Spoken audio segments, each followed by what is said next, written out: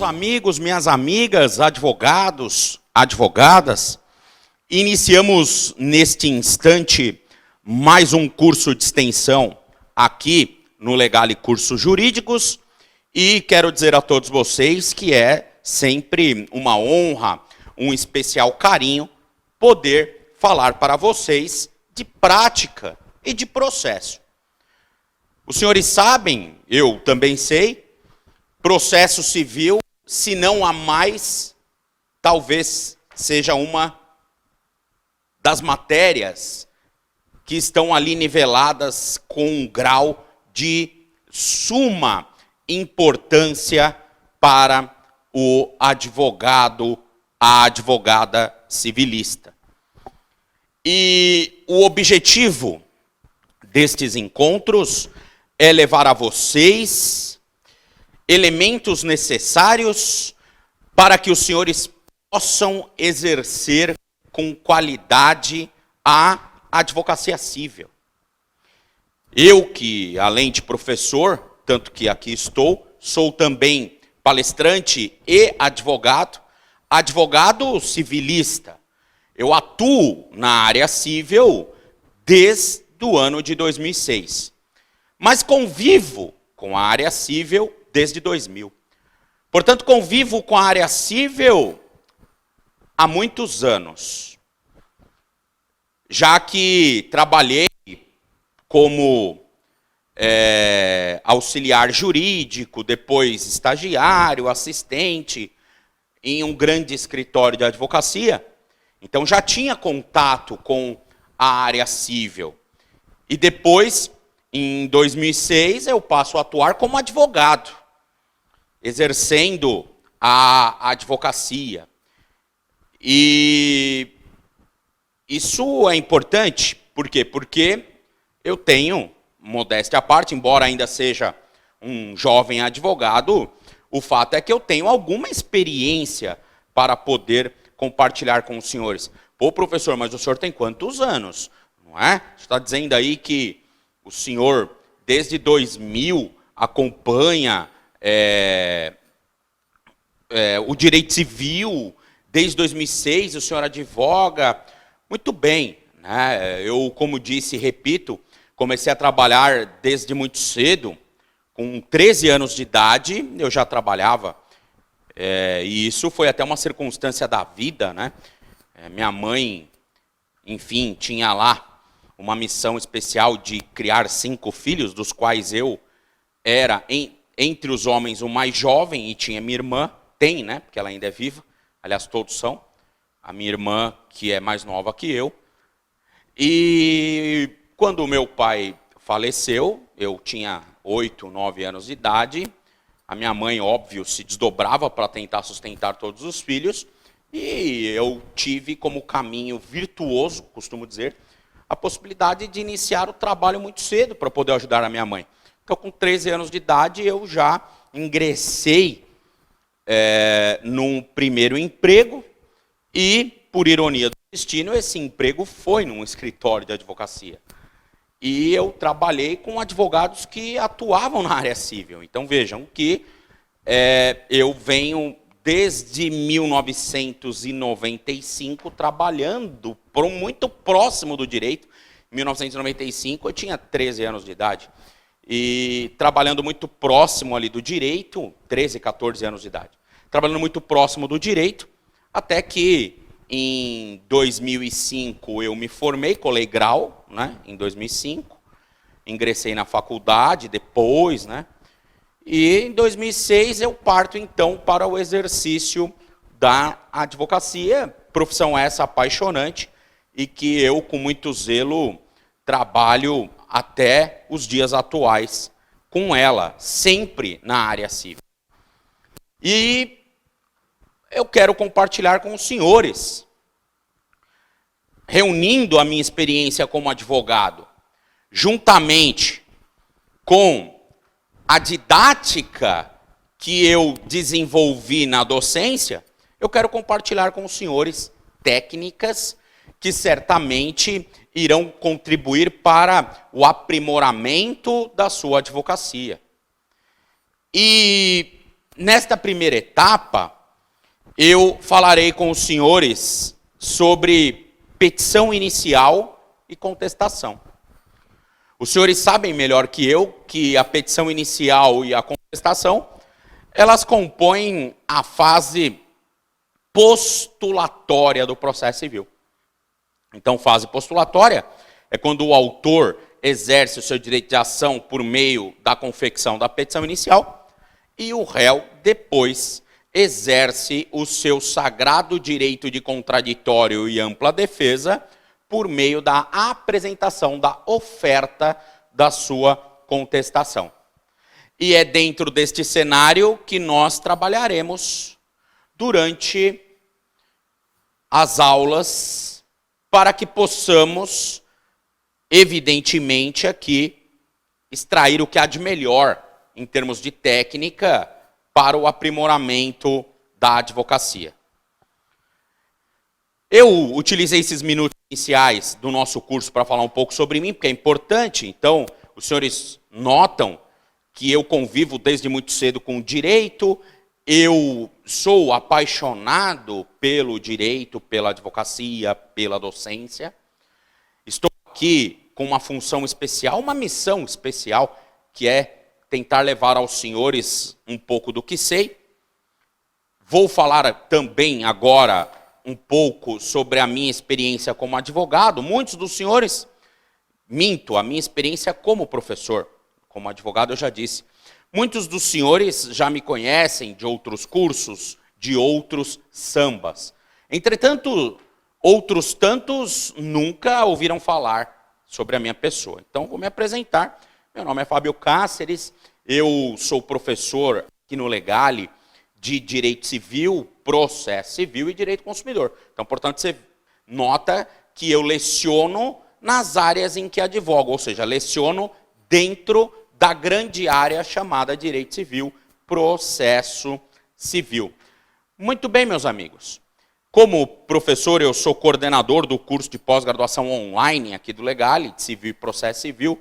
Sou co-coordenador da pós-graduação de Direito Contratual, juntamente com o meu amigo professor Dr. Durval Salge, e também sou coordenador aqui no Legale da pós-graduação de Direito Bancário. Legal? Aqui no Legale eu também leciono preparatório para a OAB, leciono em cursos de extensão como este que os senhores estão fazendo neste momento. Além do Legale, eu sou professor em outras instituições também. Destaco aqui a ESA, Escola Superior de Advocacia da OAB de São Paulo. Sou palestrante do Departamento de Cultura e Eventos da OAB de São Paulo, tendo ministrado mais de 150 palestras por todo o estado voltada à preparação dos nossos colegas advogados. Já fui condecorado pela OAB inúmeras vezes por conta da qualidade das palestras proferidas. No ano de 2018, eu recebi o prêmio Homens de Destaque da Câmara Municipal de São Paulo. Prêmio este que é concedido às pessoas que se destacam dentro dos seus respectivos segmentos de atuação. E lá eu recebi o prêmio na condição de destaque docente no ano de 2018.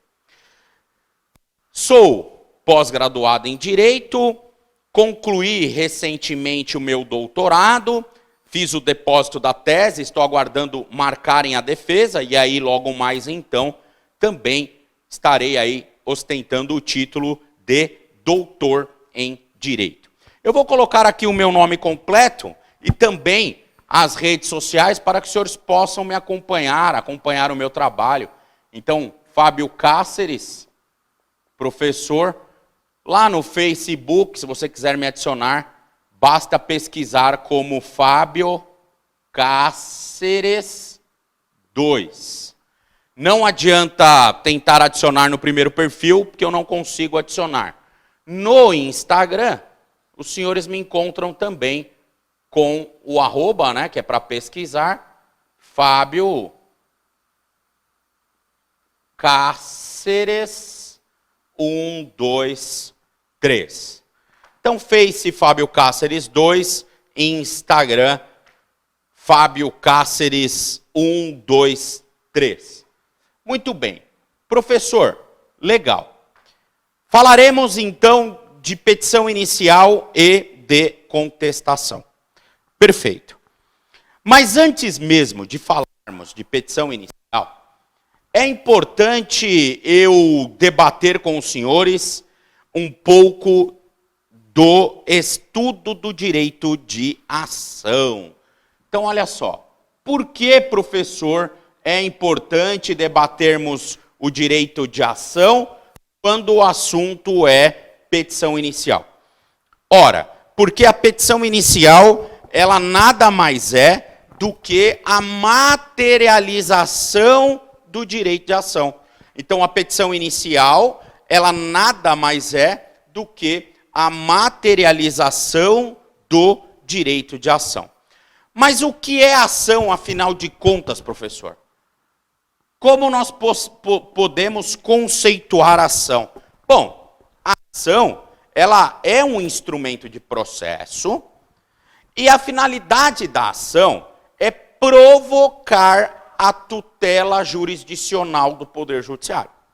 Então, se a finalidade da ação é retirar o Poder Judiciário do seu estado de inércia, nós chegamos à conclusão que a ação é o elemento de processo apto ou hábil a provocar a jurisdição do Estado. Lembrando que o Estado presta a jurisdicionário. Então, os senhores podem entender como conceito de ação aqui o instrumento processual apto ou hábil.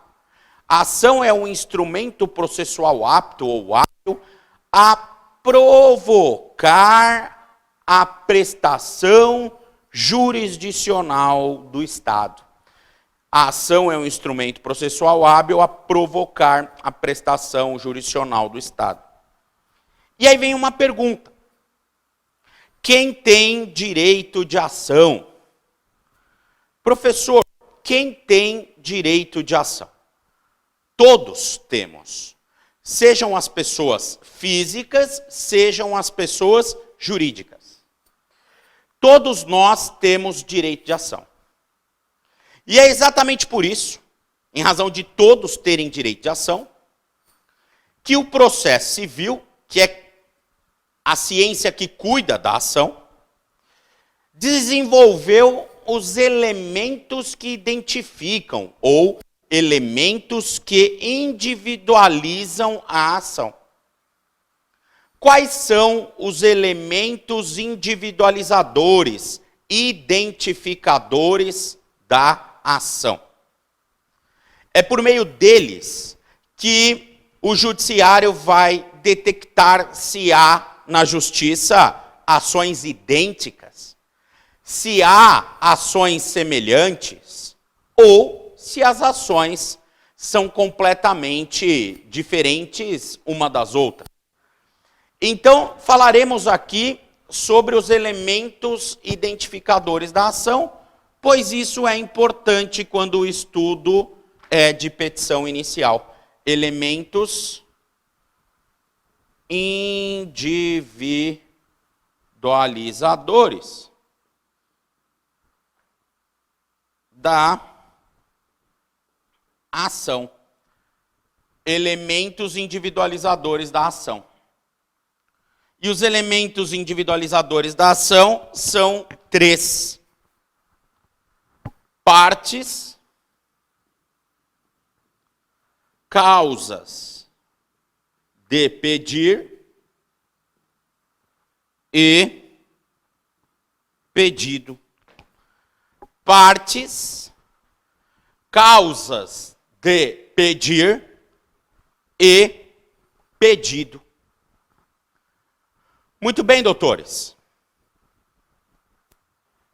É por meio destes três elementos que o juiz vai verificar se as ações são idênticas, diferentes ou parecidas, enfim. E aonde que ele encontra esses três elementos, professor? Na petição inicial. Porque a petição inicial é a materialização do direito de ação. Então é na petição inicial que o juiz encontrará os três elementos que individualizam a ação. Bacana? E é aqui que eu vou trabalhar com os senhores neste momento, para depois sim saltarmos para os requisitos da petição inicial. Então, primeiro, partes. Ora, partes, é óbvio que nos referimos a autor e réu. Quando se fala em partes, evidentemente se fala em autor e réu. E aí vem a ideia do estudo da capacidade processual. Capacidade processual. Devemos saber quem tem direito de ser parte e também quem pode exercer este direito. Muito bem. Professor, quem tem o direito de ser parte em um processo? Ora, todos. O recém-nascido tem direito de ser parte num processo. Todo mundo tem direito. O recém-nascido, ele pode ser autor da ação de alimentos. O recém-nascido pode ser autor de uma ação de investigação de paternidade. O recém-nascido pode ser autor de uma ação de petição de herança. Vejam que o recém-nascido, ele tem direito, como qualquer outro ser humano, de ser parte. As pessoas jurídicas regularmente constituídas também têm direito de ser parte. Portanto, todo mundo tem o direito de ser parte.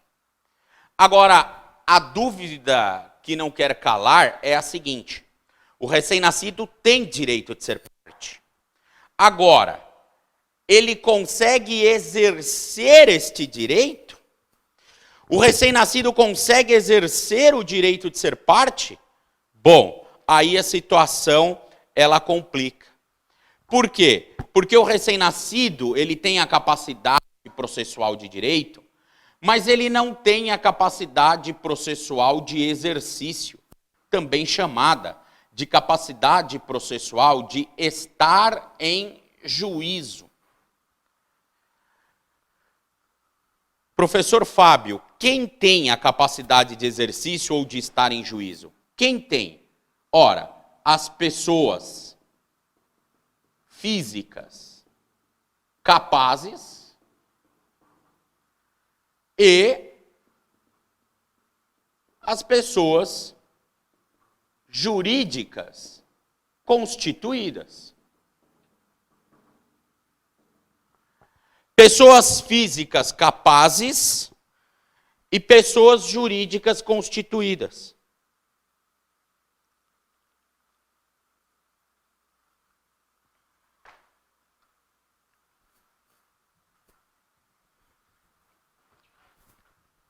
Muito bem, muito bem. Doutores, o recém-nascido é uma pessoa física. E, como pessoa física, ele não tem a capacidade civil. Ele tem direito de ser parte, mas ele não consegue exercer.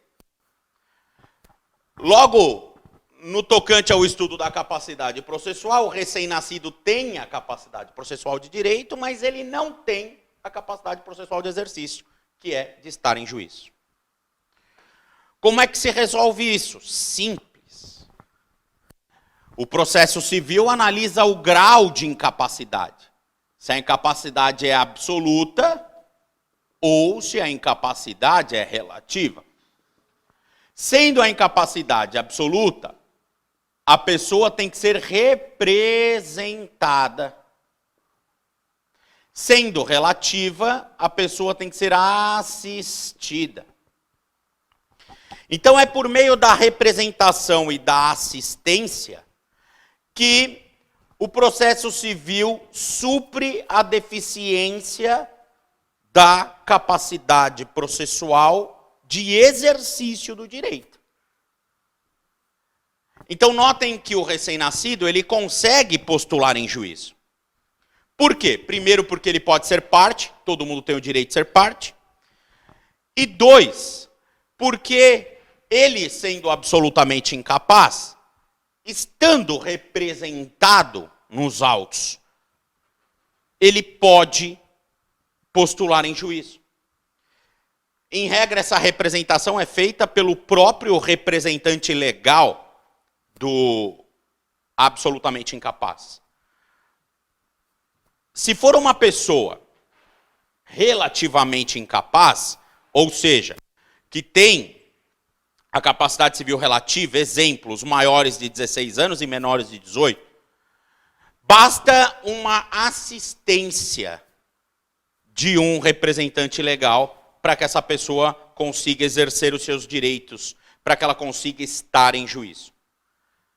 E assim, então, você entende o primeiro elemento que individualiza a ação e as peculiaridades deste elemento. Agora eu parto para o estudo da causa de pedir ou causas de pedir. E aqui eu acho que vale a dica de atenção dos senhores, porque, como eu disse, eu leciono também em pós-graduação. E eu noto que advogados experientes têm uma certa dificuldade em separar as causas de pedir do pedido. E é importante saber a diferença de um e outro quando você fala de petição inicial. E vocês daqui a pouco vão entender isso. Processo civil é uma ciência totalmente entrelaçada. Os institutos, eles convivem um com o outro de uma maneira muito íntima. Então, para você entender a inicial, você tem que entender a ação. Para você entender contestação, você tem que entender a inicial. Este é o propósito do curso. Fazer com que os senhores se capacitem, melhorando o discernimento desses institutos para bem desenvolver as petições. Legal. Causas de pedir. Doutores, eu pergunto a vocês o seguinte. O que motiva alguém procurar o poder judiciário? A pergunta é, o que motiva alguém procurar o poder judiciário?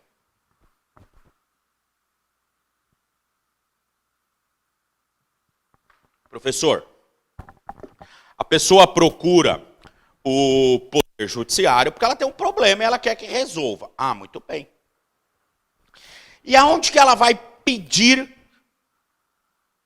para resolver o problema? No pedido. A pessoa, quando ela formula o pedido da petição inicial, é ali que ela vai concentrar a solução que ela deseja para o problema, pedindo para que o juiz lhe entregue a procedência desse pedido, que é a solução do problema. Agora, antes de pedir, ela tem que levar ao caso, ao processo, o problema. E além de relatar o problema, a pessoa também tem que relatar aonde que ela encontra um direito que lhe protege, de modo que ela possa formular um pedido para a justiça. Então a pessoa ela vai relatar o problema, o que aconteceu, depois ela vai relatar, dentro do direito, quais regras lhe protegem e lhe asseguram a solução, e depois ela formula o requerimento do que ela quer, que é o pedido. Então percebam que quando a pessoa relata o problema, ela está levando ao juiz a causa de pedir remota. O que é causa de pedir remota? É o fato. Agora tomem cuidado. Causa de pedir remota é o fato. Tomem cuidado. Qualquer fato. É aí que vem o bom advogado civilista. Porque eu costumo dizer que todo advogado também é um pouco psicólogo. A pessoa só adentra o seu escritório porque ela nutre um problema. E quando ela vai relatar o problema para o advogado, ela faz daquilo um momento de desabafo. E o momento de desabafo faz com que o cliente fale além do que é necessário. E aí é que entra a sapiência, a inteligência do advogado, da advogada, de saber filtrar dentro daquele desabafo o que é relevante para a causa e o que não é. Pois, se você levar fato irrelevante, desinfluente para a causa, você estará contaminando o processo com informações que não contribuirão em nada para o êxito. Pelo contrário, essas informações vão prejudicar, pois elas podem tirar o foco do juiz com relação ao verdadeiro problema que você pretende solucionar. Então, notem, doutores, que o advogado ele tem que ter sapiência, ele tem que ter aqui, digamos que, inteligência. O fato que você tem que relatar não é qualquer fato. É o fato que justifica o pedido. Por quê? Porque isso é a causa de pedir. Então, o fato, ele tem que ser o quê? Determinante / relevante. Fato determinante, relevante ao acolhimento do pedido. Fato determinante e relevante ao acolhimento do pedido. Aqui, você relata, basicamente, o problema. Agora, as informações que seu cliente revelou, que não estão relacionadas ao problema, você não precisa relatar ali. O cliente entra lá no seu escritório e fala, olha, doutor, tudo começou em 1960, quando eu parti do Nordeste rumo a um futuro esperançoso em São Paulo. Cheguei com a minha família aqui, fui trabalhar ali, fiz isso, fiz aquilo. Em 1980 eu consegui isso e aquilo, em 90 eu tive esse problema, aquele. Ele começa a te contar toda a vida dele. E depois o cliente vem e diz para você que ele tem um imóvel que ele possui há algum tempo, que está dentro de algumas condições e gostaria de obter o título de propriedade. Você fala, nossa. Na verdade, ele me procura, então, talvez por uma ação de uso capião de um imóvel. E olha ele te trazendo história desde 1960.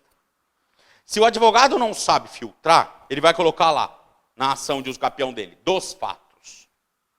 Tudo começou em 1960, quando o autor saiu do Nordeste com destino a São Paulo em busca de uma condição melhor de vida e talalá. Veja como a petição inicial é imprecisa, vaga. E quem advoga sabe que isso é muito comum no Poder Judiciário. Então, doutores, quando eu digo causa de pedir remota, eu estou querendo dizer aos senhores que vocês devem colocar única e exclusivamente aqui, neste ponto, o fato relevante e determinante ao acolhimento do pedido. Legal? Agora, além de narrar o fato, depois você terá que narrar o direito. E aí vem a causa de pedir próxima. A causa de pedir próxima é o fundamento jurídico do pedido. A causa de pedir próxima é o fundamento jurídico do pedido.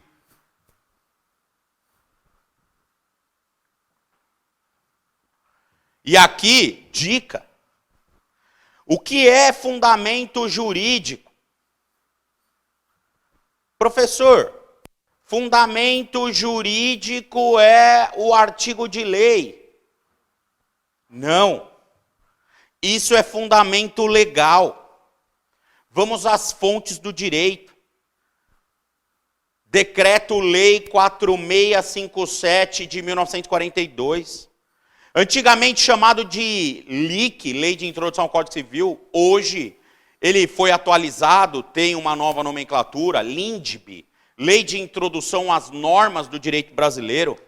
E o que diz a Lei de Introdução às Normas do Direito Brasileiro? Ela estabelece que ao juiz não é dado recusar julgamento de processo sob alegação de ausência de lei. Então vejam que o direito não se restringe à lei. Nós temos várias fontes de direito.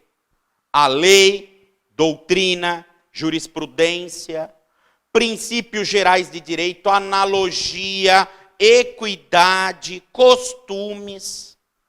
Tudo isso é fundamento jurídico. Notem que o que se pede não é fundamento legal. Professor, mas o fundamento legal também é jurídico? Sim, o fundamento legal é um fundamento jurídico. Mas o que eu quero te dizer é que não é só ele que é fundamento jurídico. Eu posso ter uma petição inicial sem citação de nenhuma lei em nenhum artigo. E nem por isso a minha petição inicial deixará de ter fundamento jurídico. Pode ser que eu tenha fundamentado o direito do meu cliente numa jurisprudência, num direito de costume, num caso análogo, analogia, doutrina. Olha que legal. E aqui, eu aproveito também para te dar dica. Aqui não é um momento de ficar inflando a petição com incontáveis citações doutrinárias, jurisprudenciais, nada disso. O nosso curso é prático. A realidade é que mais de 95% dos casos do seu escritório representam o dia a dia do Poder Judiciário. Eu creio que menos de 5% sejam casos de alta complexidade, em que há uma dúvida jurídica, em que o advogado precisa de um maior suporte jurídico para defender aquela tese, e aí ele faz uma produção intelectual mais primorosa, com jurisprudência, doutrina, para dar maior autoridade ao seu argumento jurídico. Isso não é a realidade. A realidade é o acidente de veículo, a realidade é a revisão de algum tipo de contrato, a realidade é o problema do consumidor, enfim. Nossa realidade não é uma realidade que recomenda petições com produção acadêmica. Logo, quando você vai fazer o fundamento jurídico, não precisa ficar aqui se estendendo e colocando de forma aleatória um monte de citações. Não. Fundamento jurídico você vai colocar aqui de forma precisa e pontual aonde está o direito do seu cliente. Se é na lei, reproduza aqui o artigo de lei. Se foi um julgado, coloque o julgado. Enfim, se foi a doutrina, reproduza a doutrina, indique a fonte. Só isso. Essa petição inicial é boa, porque ela é objetiva. Por quê? Você vai dizer, excelência, essas são as pessoas envolvidas no problema, está aqui a questão da capacidade processual, tudo certinho, regularizado. O que aconteceu foi isso. O meu cliente tem direito à solução nesses termos, logo queremos isso. Essa petição inicial é boa. Eu costumo dizer que é inicial navalha. É até difícil de contestar. Porque o advogado pegou na veia. Agora, quando fica floreando, enchendo linguiça, é até fácil para o advogado do réu trabalhar. Por quê? Porque ele vai lá e faz uma contestação, também batendo num monte de coisa, etc. e tal. E aí, isso acaba fazendo com que o juiz não leia nenhuma e nem outra petição, entenda o caso pela metade. Então, fundamento jurídico.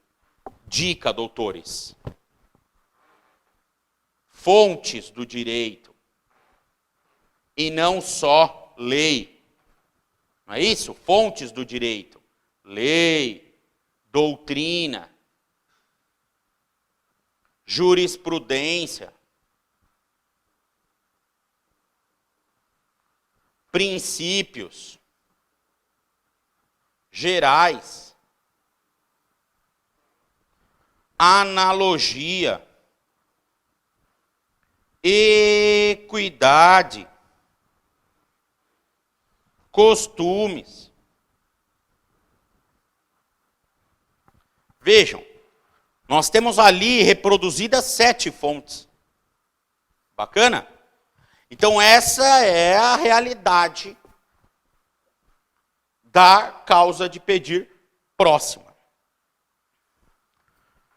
E o pedido, professor? Bom, o pedido, ele se desdobra em pedido imediato e mediato. Pedido imediato e pedido mediato. Dentro do pedido imediato, há um I.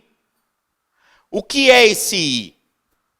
Ora, é o pleito de intervenção do Estado. Doutores, lembram os senhores e as senhoritas, quando nós falávamos no início da aula, que o poder judiciário é inerte e ele tem que ser provocado pela ação? Ora, quando o juiz é provocado, ele tem que intervir na causa. E como que ele vai intervir? Ele vai intervir com o objetivo de solucionar o problema por meio da jurisdição. Concordam ou não? Sim, professor.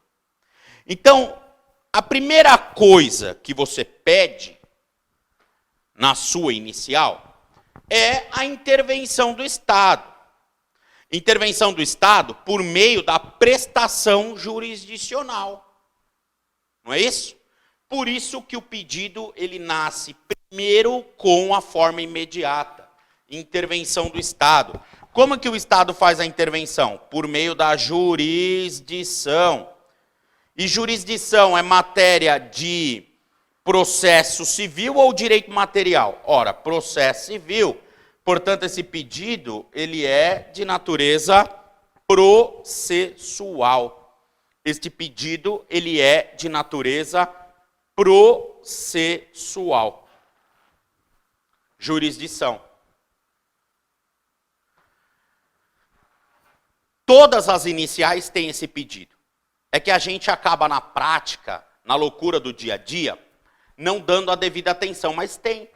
Quando você coloca lá na sua inicial, por todo o exposto, requer-se a procedência do pedido para que o réu seja condenado.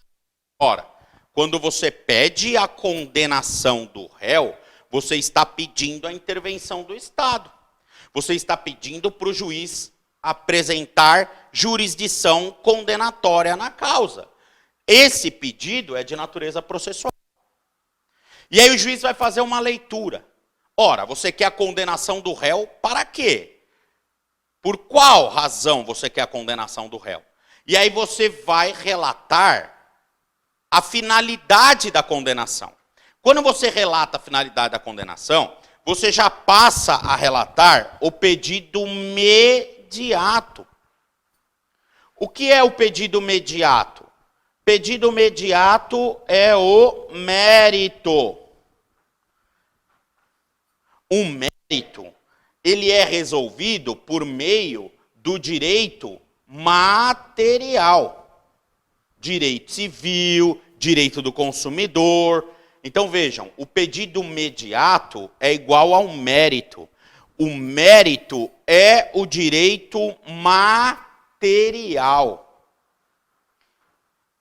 Esse pedido é de natureza material. Por isso que ele é chamado de bem da vida, postulado pela parte.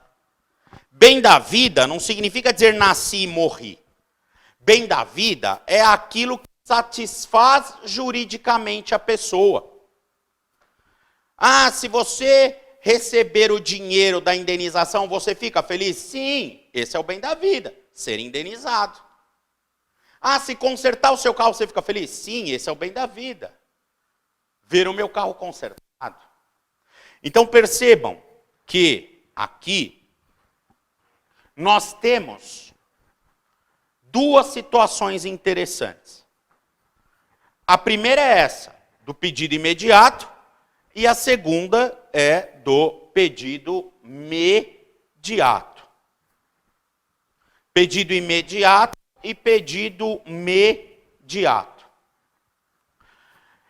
Então, a primeira coisa que você pede é a jurisdição, condenação, não é isso? Resolução, declaração, isso aí é pedido de jurisdição. Depois você põe lá, para o fim de indenizar o autor no dano moral, XYZ, indenizar o autor no dano material, condenar o réu para o fim de pagar ao autor lucro cessante XYZ, para o réu fazer ABC, deixar de fazer alguma coisa. Vejam, quando você entra no aspecto da solução do problema, que é aquilo que o autor almeja a título de satisfação jurídica, você passa a relatar, então, o pedido mediato, que é um mérito, que é o bem da vida. E o bem da vida, ele não é resolvido com o direito processual, ele é resolvido com o direito material, porque o juiz vai analisar se o seu cliente tem ou não direito àquilo que você pretende ver julgado procedente. O processo é só a ferramenta de intervenção. Legal? Bacana, professor. E aqui, os senhores têm comigo agora um estudo dos elementos que individualizam a ação. Elementos individualizadores da ação. Legal? Eu vou pedir para a nossa querida Jaqueline, eu vou sair da frente, porque eu fico rodando aqui na frente, atrapalha um pouco os senhores. Eu prefiro uma aula assim, em que eu construa o raciocínio no quadro com os senhores, a preparar slides, material, porque isso, para mim, a minha metodologia de aula não é legal. Por quê? Porque o aluno ele não acompanha o raciocínio do professor. Então, eu trabalharei com os senhores durante todas as aulas, nesse formato aqui, de desenvolver com os senhores o raciocínio. Agora eu saio da frente para os senhores anotarem, tirarem foto da tela do computador, do televisor, enfim, eu não sei onde você está acompanhando a aula, para você ter esse materialzinho armazenado. E eu volto em 1 minuto. Enquanto isso, eu vou beber uma aguinha. Tá ok?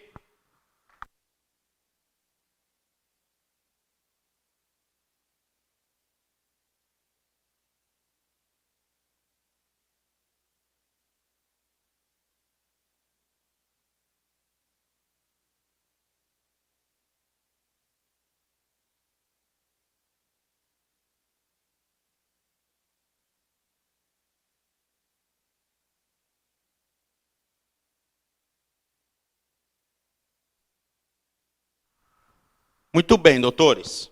Então, é jogo rápido, você pode pausar aí a aula para você ter mais tempo, tranquilos? Então, feito esse apontamento, agora eu vou apagar aqui.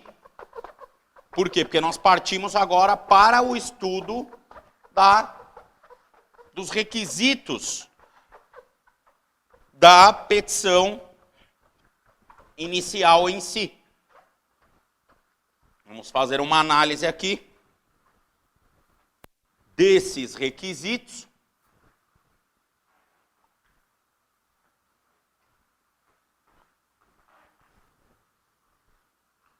E seguimos. Bom, a nossa pretensão, até para que haja um melhor aproveitamento do nosso curso, é fazermos aulas com lapso de tempo de 40, 45, estourando aí 50 minutos. Dá tempo dos senhores concluírem o raciocínio, absorverem o conteúdo ministrado, tomarem uma aguinha, um café, legal? Então agora eu encerro esse primeiro bloco da aula e voltamos daqui a pouco com o segundo bloco da nossa aula, tá ok? Muito obrigado pelo carinho, até daqui a pouco.